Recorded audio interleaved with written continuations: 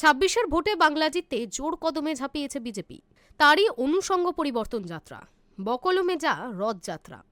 মার্চের ১ তারিখ থেকেই তা শুরু হয়ে যাবে রাজ্যের বিভিন্ন প্রান্ত থেকে।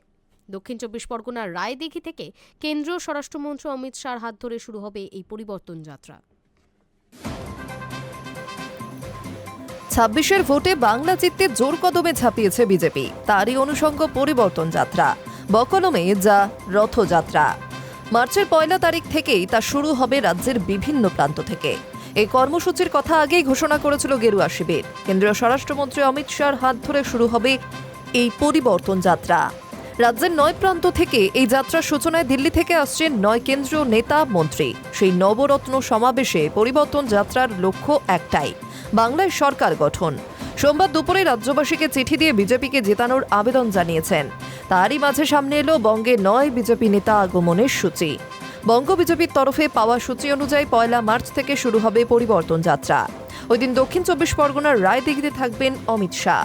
ওই দিন রায়দিঘি ছাড়াও পরিবর্তন যাত্রা শুরু হওয়ার কথা কোচবিহার দক্ষিণ, কৃষ্ণনগর দক্ষিণ, কুলটি, গড়বেতা থেকে।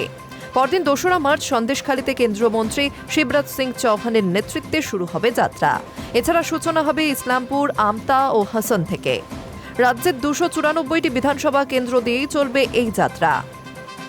বাংলায় বিজেপির রথযাত্রায় সামিল হতে চলেছেন দলের সর্বভারতীয় সভাপতি নীতিন নবীন, প্রাক্তন সর্বভারতীয় সভাপতি জেপি নাড্ডা, প্রতিরক্ষা মন্ত্রী রাজনাথ সিং, মন্ত্রী নীতিন গডকরি, ধর্মেন্দ্র প্রধান, স্মৃতি ইরানি এবং মহারাষ্ট্রের মুখ্যমন্ত্রী দেবেন্দ্র ফডনবিস।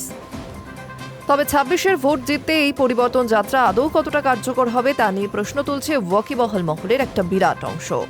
২০২১ সালে বিধানসভা ভোটের আগেও রাজ্য জুড়ে রথযাত্রার পরিকল্পনা করেছিল পদ্ম শিবির, কিন্তু অন্তরায় হয়ে দাঁড়ায় এই রাজ্যে বিজেপির সাংগঠনিক দুর্বলতা।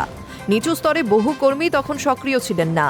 তবে এবার রাজ্যে বিজেপির পর্যবেক্ষক হিসেবে ২ কেন্দ্রীয় নেতাকে দায়িত্ব দেওয়া হয়েছে।